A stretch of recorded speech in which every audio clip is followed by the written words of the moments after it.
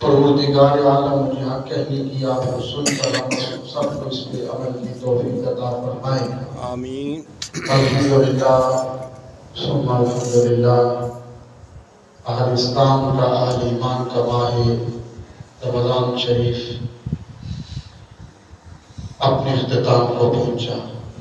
اپنی برکتیں، بہاریں، پرمسرت نماز، قبولیت کے نماز سمیٹتا ہوا ایک سال کے لیے اہل اسلام سے رخصت ہو گیا.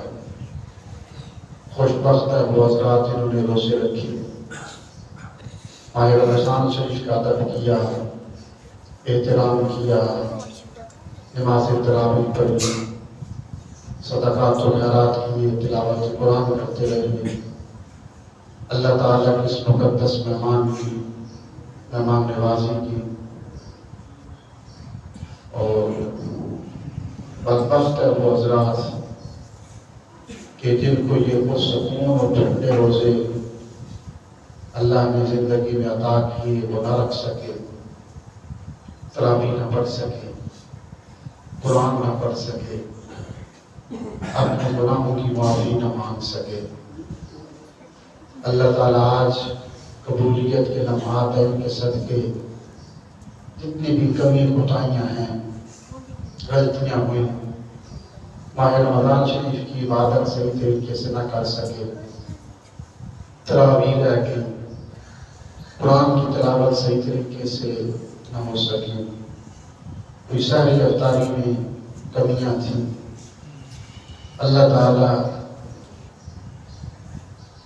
صدقہ رسالت امام صلی اللہ علیہ وسلم کے نالین پاک کا اور اپنے شان کریم، شان قدوسیت، شان کبریائی کا اللہ تعالیٰ اس ماہ مقدس کو قبول فرمائے.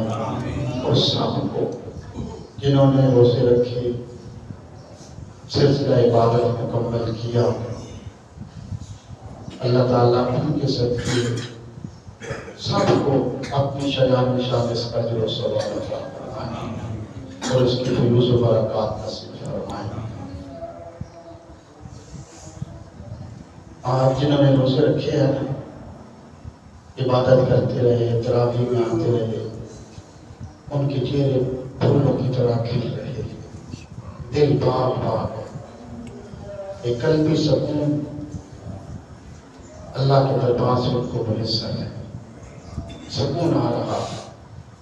اور اجل اللہ کے حضور سجدہ شکر ادا کر رہے ہیں کہ اللہ تیرا شکر ہے کہ تو نے توفیق دی، وصیت و سلامتی ہم نے یہ عبادت کی، تراویح پڑھی، قرآن پڑھا اور پورے رمضان شریف کا ہم نے مکمل کیا. اور جنہوں نے نہ رکھے وہ بھی عید پڑھنے تو آئیں گے نا. آج سب سے پہلے ان کے سر پہ ٹوپیاں بھی ہوں گی، عید پڑھنے آئیں گے. سب سے زیادہ جلدی بھی خوشی بھی انہیں کو ہے عید کی. اتنی خوشی یہ تھی کہ ختم ہو گئے، روزے مکمل ہو گئے. لیکن ان کو جو ایک قلبی تسکین ہے اللہ کی بارگاہ قدس کے بنا سے اہل ایمان کے دلوں پہ فانظر سکینت علیہم، جو اس کے دربار سے سکون نصیب ہوتا ہے ان کو نہیں، جو ان کے چہروں سے جھلک رہا ہو. لیکن وہ بادشاہوں کا بادشاہ ہے، آتے ہیں تو سب کو نوازتا ہے، سب کو عطا کرتا ہے. اللہ تعالیٰ نے یہ آج ہم عید الفطر ادا کر رہے ہیں. کبھی توجہ کیا آپ اس طرف؟ عید الفطر کون سی عید ہے؟ فطرانے کی عید، صدقے فطر کی عید. چاہیے تو یہ تھا نا کہ اس کو عید الصیام کہہ دیتے، روزوں کی عید ہے. بھائی سب سے بڑی عبادت تو روزے رکھنا تھی نا، تو چاہیے تھا کہ کہہ دے کہ عید الصیام، روزے مکمل ہونے پر اللہ نے کو ہمیں خوشی عطا فرمائی، اجر و ثواب عطا فرمائے. اس خوشی کو جو سجدہ شکر عطا کریں گے وہ عید ہے عید الصیام. جب دوسرا ہوتا اللہ یہ فرما دیتا چونکہ اس میں بخشش و مغفرت کا ایک سلسلہ اپنے پورے عروج پر ہوتا ہے۔ اللہ تعالیٰ پہلی رات 70,000 گنہگاروں کو جہنم کی آگ سے آزاد فرماتے ہیں، اور یہ سلسلہ پھر آگے اسی طریقے سے بڑھتا چلا جاتا ہے، بڑھتا چلا جاتا ہے، بڑھتا چلا جاتا ہے، اور پھر قبولیت کے لمحات اپنے پورے عروج پر جو رات گزر گئی اس میں ہوتے ہیں۔ یہ رات ایک طرف اور پورا ماہ مقدس ایک طرف، اور پھر اس رات کو جو لہو لہو ہوا بازاروں میں، جو بے ادبی ہوئی، پورے مہینے کی پھر محنت میں جو پانی پھیرا گیا چاند رات کی صورت میں، تو چاہیے تھا کہ اس میں گناہوں کی بخشش ہوتی ہے، گناہگاروں کو بخشا جاتا ہے۔ تو اس عید کا نام ہوتا ہے عید الاستغفار، بخشش عید، گناہوں کو بخشا جاتا ہے، گناہگاروں کو آتش جہنم سے آزادی ملتی ہے، تو اس کا نام عید الاستغفار رکھ دیا جاتا ہے۔ اس میں لیلۃ القدر آتی ہے، رات آتی ہیں کہ جن میں ایک مہینے کی 1000 مہینے کی عبادت سے زیادہ ثواب ہے ایک رات پاک رات کی عبادت کرنے کا۔ تو چاہیے تھا کہ اس کا نام عید القدر رکھ دیتے، بہت بڑی عبادت تھی، 1000 مہینے زندگی نہیں ہوتی۔ جیسے قرآن کریم لوح محفوظ سے سینہ مصطفیٰ صلی اللہ تعالیٰ علیہ وسلم پر اس کی جو رسول کا سلسلہ تھا مکمل ہوا، تو اس کو عید القرآن کہتے تھے، عید القدر کہتے تھے، عید الاستغفار کہتے تھے، عید الصیام اس کا نام رکھا جاتا، کیونکہ یہ سارا سلسلہ عبادت تھا۔ لیکن اس عید کا نام رکھا گیا عید الفطر، فطرانے کی عید، صدقہ فطر کی عید، روزے رکھتے رہے، کیا اس کا نام ہوتا ہے؟ عید التراویح، ایک لمبی نماز تھی، تو بتا دیا کہ ساری عبادات میں سے جو افضل عبادت ہے وہ عید الفطر کی ہے، صدقہ فطر ہے۔ اور فطر کیا ہے؟ فطرانہ کیا ہے؟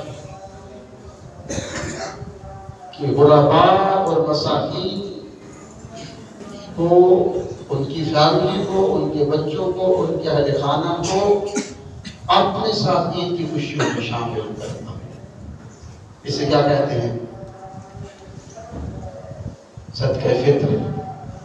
حضور نے فرمایا صلی اللہ تعالیٰ علیہ وسلم کہ تم نے روزے رکھے، لیکن اس سیاق پر اندازہ لگائیں کہ اللہ تعالیٰ کو اپنے غرباء، اپنے مساکین بندوں سے کتنی محبت ہے۔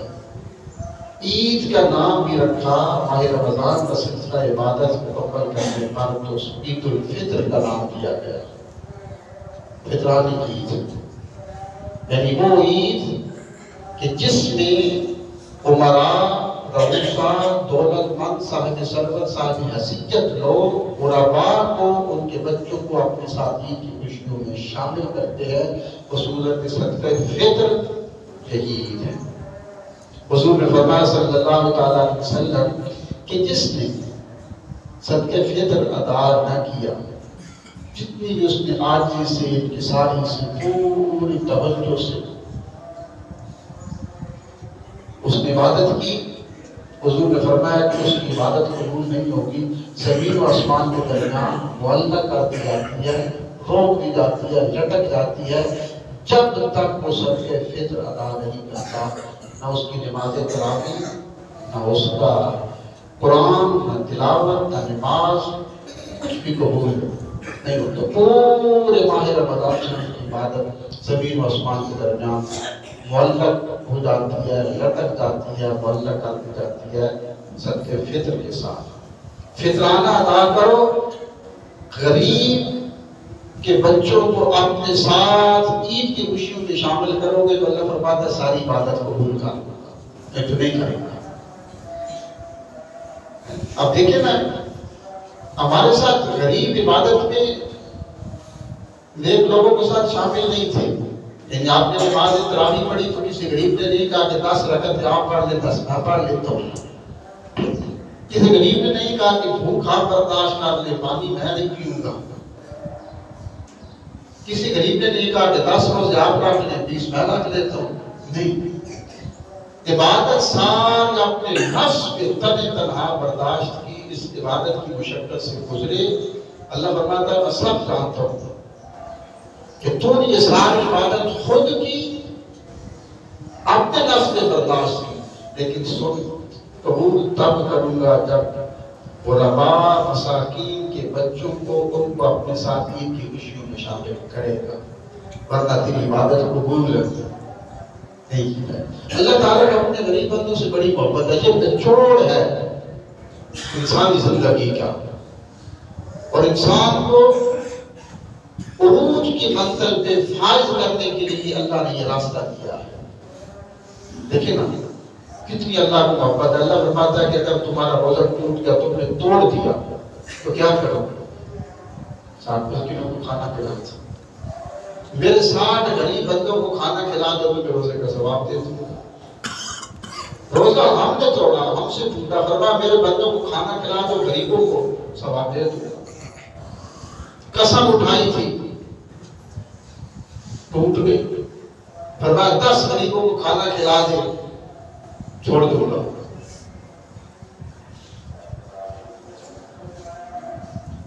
کفارہ اظہار آ گیا 28واں سپارے کا پہلا رکوع۔ کسی نے اپنی بیوی سے کہہ دیا انت علیہ کظہر امی، بیوی سے کہہ دیا تو میری ماں کی طرح ہے، بہن کی طرح ہے، تو فرمایا کہ اب تم 60 مسکینوں کو کھانا کھلا، ورنہ یہ بیوی تیری تجھ پہ حرام ہے۔ جب تک تو 60 مسکینوں کو کھانا نہیں کھلائے گا، روزے نہیں رکھے گا یا مسکینوں کو کھانا نہیں کھلائے گا، اس وقت تک میں یہ بیوی تجھ پہ حرام ہے، حلال ہوگی جب میرے غریب بندوں کو کھانا کھلا لے، تجھ پہ حلال کر دوں۔ سال کے بعد زکات کا وقت آ گیا، فرمایا چاہتا ہے نا مال پاک ہو جائے، کاروبار میں دکانیں جتنا مال پڑا ہے، مال تجارت ہے، سب کچھ پاک ہو جائے، فرمایا چاہتا ہے نا تو پھر اپنی زکات میں سے غریبوں کو دے، تیرا مال پاک کر دوں گا، ڈوبنے نہیں دوں گا، نقصان نہیں ہوگا، تیرا مال بڑھتا چلا جائے۔ گندم کی کٹائی آ گئی، فصلیں آ گئی، فرمایا غریب بندوں کو دے، یہ حکم ہے۔ ہر جگہ پہ اللہ نے ہر قدم پہ فرمایا میرے غریب بندے، میرے سیدہ خاتون جنت رضی اللہ تعالیٰ عنہ اتنی عبادت کرتی تھی، جنت کی مالے تھی، سیدہ فاطمہ زہرا،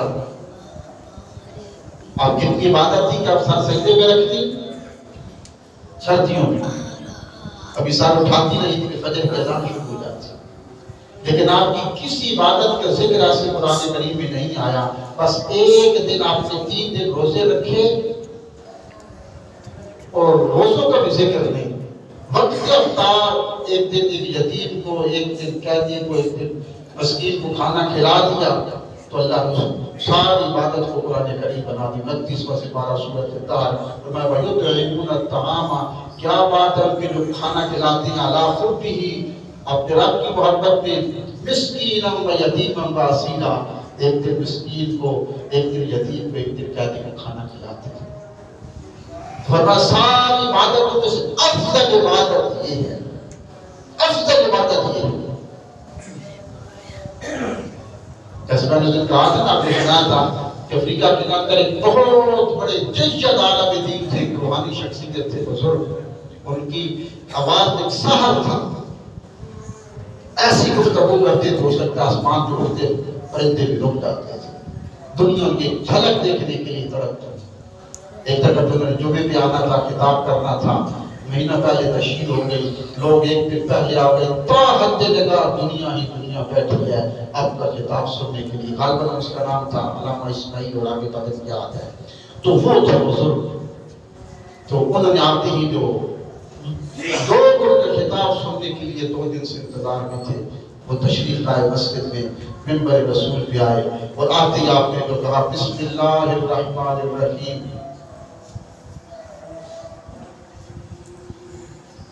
ایک مسکین کو کھانا کھلانا 1000 مسجد بنانے سے افضل ہے، وما علینا الا البلاغ، سنت اور اتنا خطبہ، ایک غریب کو مسکین کو کھانا کھلانا 1000 مسجدیں بنانے سے افضل ہے، بس اتنا خطبہ۔ یہ लोग का नाम है, सबसे मुख्तसर और सबसे दावे खुतबा देता। तो अल्लाह ताला ने हर जगह पे अल्लाह ने ये फरमाया, मेरे गरीब बंदे, फरमाया कि तुम मेरे गरीब बंदों को दो तो मैं तुमसे मैं तुम्हें कर्ज वापस करूंगा। दोगे मेरे गरीब बंदों को, लेकिन कर्ज मैं दूंगा, और सिर्फ कर्ज नहीं, तुम्हें डबल करके वापस कर दूंगा, 2 गुना करके वापस कर दूंगा। ये उस मेरे रब की शान थी। और रोजे का मकसद क्या था? रोजे का ख्वाब क्यों गए? अल्लाह फरमाता है इसका मकसद एक तो ये था कि तुम्हें, रोजे का मकसद ये था कि गुरबा और मसाकीन की जिंदगी की झलक दिखाना। वो कैसे? फरमाया तुम सुबह से लेकर शाम तक कुल 24 घंटे नहीं, दिन रात नहीं, सिर्फ 12 घंटे सुबह से लेकर शाम तक तुम भूखे प्यासे रहते हैं। और शाम को तुम्हारी हालत ये होती है कि तुम बात नहीं कर सकते। न कहा तो कमजोरी इतनी होती है कि तुम्हारी जुबान खुश्क हो जाती है, मुंह से कोई बात नहीं निकलती, तुम्हारी कैफियत ये हो जाती है। तो अल्लाह फरमाया कि देख लो, अगर तुम 24 घंटे नहीं, सिर्फ 12 घंटे अगर सुबह से लेकर शाम तक भूखे प्यासे रहते हो तो तुम्हारी हालत ये हो जाती है। तो फिर देखो उन गुलाबा मसाकीन की जिंदगी की तरफ जो पूरा साल भूखे गुजार देते हैं। तो मैं सिर्फ झलक दिखवानी थी गुलाबा मसाकीन की जिंदगी की, तब तो उसे रोजे रखवाए। और फरमाया रोजे क्यों रखवाएंगे? इसलिए रखवाएंगे कि मैं चाहता था कि तुम मेरी बारगाह के करीब आ जाओ, मुझे तुझसे बड़ी मोहब्बत है, मेरे करीब आ जाओ। जिस तरह फरमाया फरिश्ते करीब आने मेरी बारगाह के अर्श के पास है। अल्लाह फरमाता मैं चाहता था तुम्हें फरिश्ता बना दे। फरिश्ते खाते नहीं है, पीते भी नहीं है, और जमा की ख्वाहिश से भी, नफसानी ख्वाहिशात से भी वो पाक है। फरमाया बस इसी तरीके से जो फरिश्तों के औसाफ थे ना, न खाना न पीना और ना ही जमा की ख्वाहिशात जैसे उनकी थी ना, नहीं है।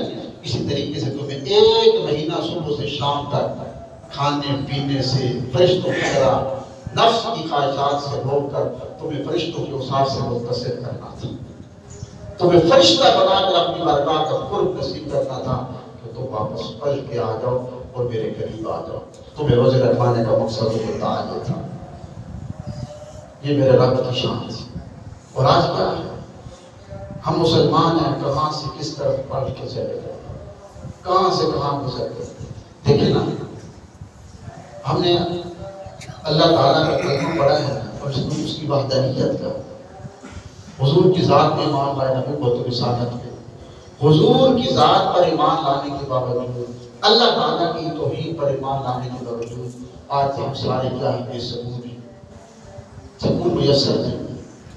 इसलिए कि हमने उसको माना लेकिन उसकी ना माना। उसको माना, रब को मान लिया कि जो एक है, वहदहु ला शरीक है, सारे साथ के साथ उसको मान लिया, लेकिन उसने जो कहा वो न माना। उसको माना, उसका न माना, उसको मान कर भी हम बेसकून हो गए। हालांकि वो बारगाह है जहां से सुकून मुयस्सर होता है। और अहले कुफ्र वो है कि जिन्होंने उसको न माना, लेकिन उन्होंने अल्लाह ने जो हुक्म अहले इस्लाम को दिया था कि मेरा ये हुक्म है, मेरी ये बात मानो, हमने न मानी, अहले कुफ्र ने मानी। और अहले कुफ्र ने काफिर होकर उसकी वो बात, उनको यकीन था, कुफार को यकीन है। आगे जितनी भी सच है अहले यूरोप की साइंसदानों की कुरान और हदीस पर सच है, वो जानते हैं कि ना कुरान झूठा है ना हदीस से पाक झूठी। ये अहले कुफ्र जानता है। अहले कुफ्र की यहूद और नसारा की जितनी साइंस में रिसर्च है वो कुरान और हदीस पे हो रही है, इस पे हो रही है।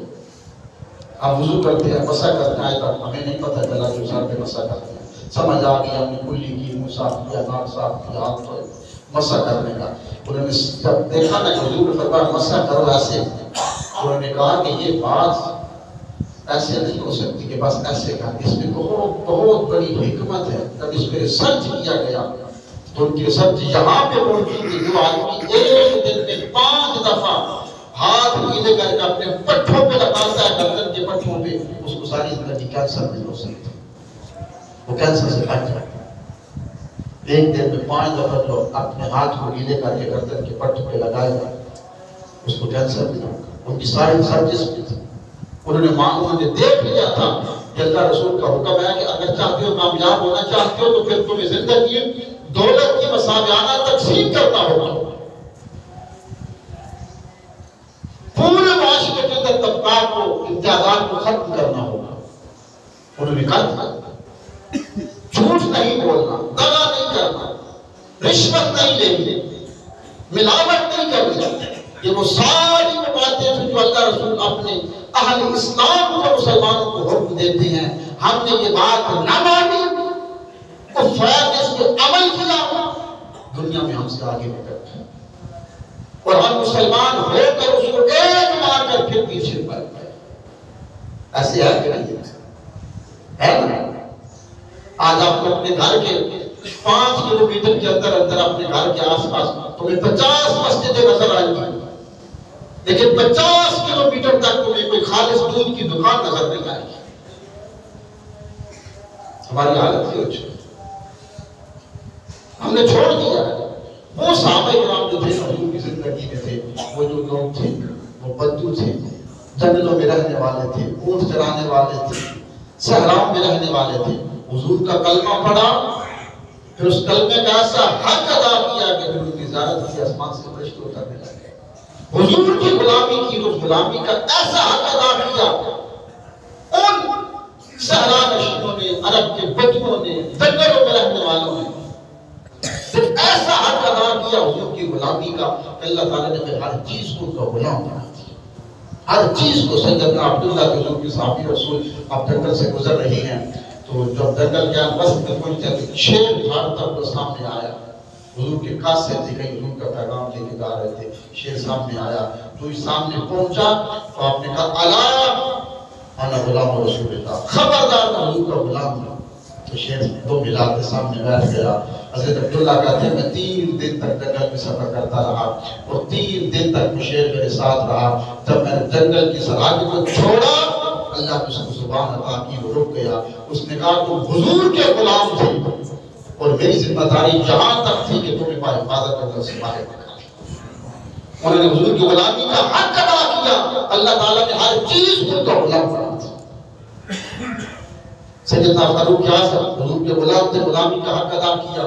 سامنے آپ کا دور حکومت تھا، ایک غریب عورت آ رہی ہے، بچی ہے، دیکھا رو رہی ہے، کہا کیوں رو رہی ہو؟ کہا حضور مال کر بڑی سخت ہے، اس نے تیل لینے بھیجا تھا، بوتل ہاتھ میں تیل کی گر گئی ہے، سارا تیل زمین میں جذب ہو گیا، اب ہاتھ میں ڈنڈا تھا، زور سے زمین میں مارا۔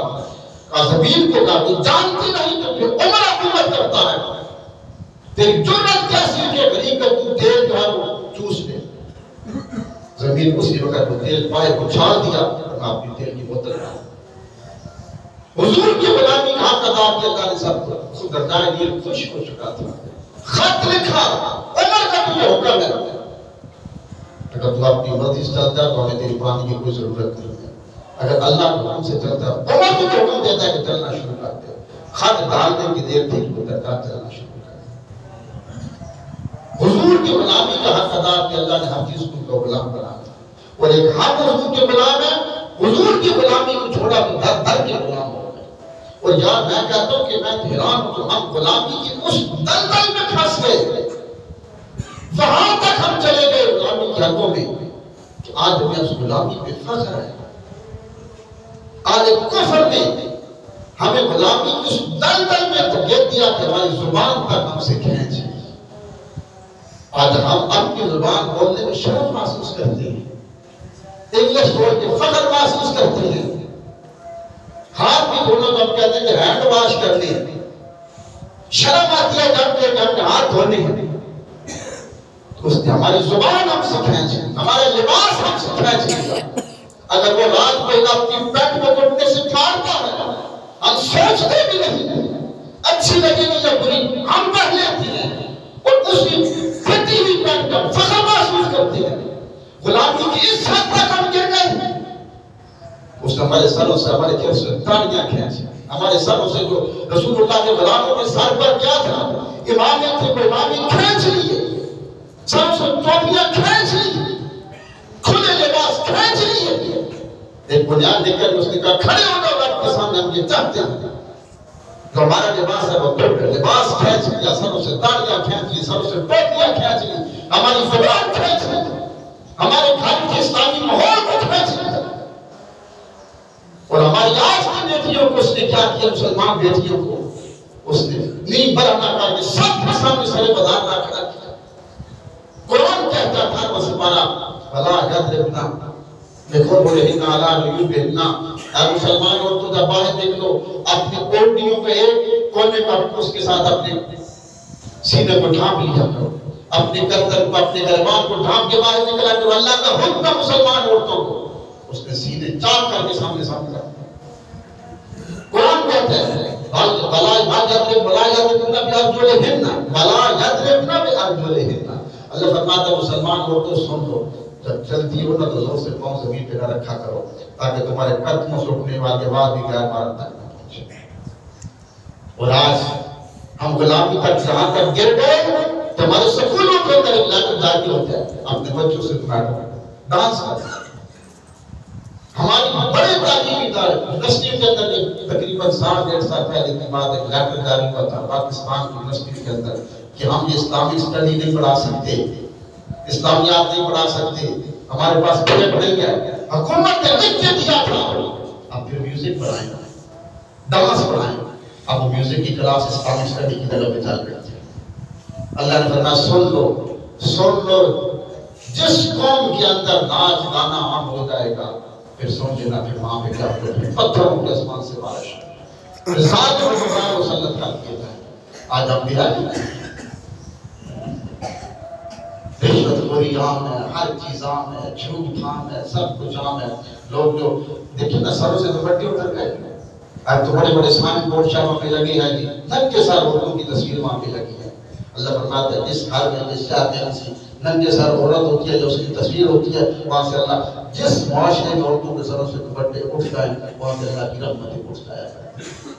ہندوستان حضور خواجہ رضا الدین اولیاء کے پاس لوگ آئے اور کہا حضور بارشیں نہیں ہوتی، خشک سالی ہے، مال مویشی مر رہے ہیں، دعا کر دے. ہم نے تو نماز استسقاء پڑھی، سب کچھ کیا، دعائیں قبول نہیں ہوتی. آپ اٹھے گھر میں گئے، گھر کے سین میں ماں کھڑی تھی، ماں کے سر پہ چادر تھی، اس کے کونے کو پکڑ کر کہا یا اللہ تجھے اس دوپٹے اس کونے کا واسطہ جس پر آج تک اس غیر محرم مرد کی نگاہ نہیں پڑی. ماں کی چادر کا کونا ہاتھ میں تھا، دعا کے لیے ہاتھ تھی، آسمان سے بارش برسنا شروع. ننگے سر اٹھ کے بازاروں میں پھرے اور ہم پہ آسمان سے بارش. صلاح الدین ہم جا کے حکومت کرے نہیں ہو سکتا. اللہ نے فرمایا کہ 2.5% زکات دو، امیر لوگ، غریب نہیں امیر، صاحب ثروت دولت مند دو. ہم نے کہا نہیں دیں گے. فرمایا نہیں دو گے تو پھر غریب ہی تو 2.5% نہیں دو گے تو پھر 30% تم سے ٹیکس دینا ہوگا. آپ دیتے ہو گے 2.5% زکات دیں تو 25-30% ٹیکس دینے ہو کہ نہیں دے رہے. اللہ فرماتا کہ کیا ہے بعد زکات اگر تم زکات دیتے لا خوف علیہم ولا هم یحزنون. لا خوف اگر تم زکات دیتے لا خوف کبھی نہ تمہارا مال ڈوبنے ہی نہ دیتا، کبھی تمہیں کاروبار میں نقصان ہوتا ہی نہیں. لا خوف تمہیں کبھی مال ڈوبنے کا تمہیں خوف ہی نہ ہوتا، ولا هم یحزنون اور تمہیں خوشی خوشی ہوتی. آج ہم مسلمان ہیں کہاں سے کہاں پہنچ گئے، کہاں سے کہاں چلے گئے، کہاں گزر گئے. اب بھی بدتر پلٹ کے آ جاؤ. حضرت معروف کر کی رحمت ہماری دکانیں ہیں، ایک جھوٹ ہے 10 روپے کی چیز ہم 200 کی بیچ کے شام کو کہتے ہیں اللہ کا کرم ہے تو بڑے کمائی سے اللہ نے بڑا رزق دیا. حضرت معروف کر کی لوگ بغداد میں لوگوں کے پاس آئے اور لوگ آ کر کہا کہ حضور دعا کرتے بارشیں نہیں ہوتی، نماز استسقاء پڑھی ہے، خیرات کی ہے، مال ڈنگر مار رہی ہیں، لوگ بھوک سے مار رہے ہیں، فصلیں تباہ ہو گئی. آپ نے فرمایا جاؤ میرے آستانے کے باہر ایک کریانے کی دکان ہے اور اس کریانے والے سے کہنا کہ وہ دعا کر دے. لوگ گئے، کہا دعا کر. اس کریانے والے نے کہا بھائی میں، کہا تو، کس نے کہا؟ حضرت معروف کر ہی نے بھیجا ہے. وہ سوچ میں پڑ گیا، کہا دعا کر. اس نے کہا یا اللہ میں نہیں جانتا مجھ میں کیا خوبی ہے، تیرے بندے نے تیرے بندوں کو میرے پاس بھیجا ہے، اگر تو جانتا مجھ میں کوئی خوبی ہے تو یا اللہ بارش برسا دے۔ اس نے ایسا کہا تو آسمان سے بارش برسنا شروع ہو گئی۔ قاتل میں کیا خوبی تھی کہا نہیں جانتا، لوگ معلوم کر کے پاس ہے حضور اس میں کیا خوبی تھی کہا اس کو 32 سال ہو گئے میرے آستانے کے بعد اس کی دکان ہے، اس نے آج تک جھوٹ نہیں بولا، اور جب بھی لوگوں کو دیتا ہے تو ناپ توڑ میں کبھی کبھی نہیں کرتا، پورا توڑ کے دیتا ہے۔ یہ اللہ کو اللہ اس کی اتنی پسند تھی، اب اس کے منہ سے جو نکلتا اللہ اس کو اپنے قدرت کا کام بنا دیتا۔ تو نماز عید پڑھنے والوں وقت ہے، رمضان گزرا ہے، پڑھ کے واپس آج ابھی تک کچھ نہیں کیا۔ اللہ کی نبی کی توفیق عطا فرمائے۔ اب نماز عید ہوگی۔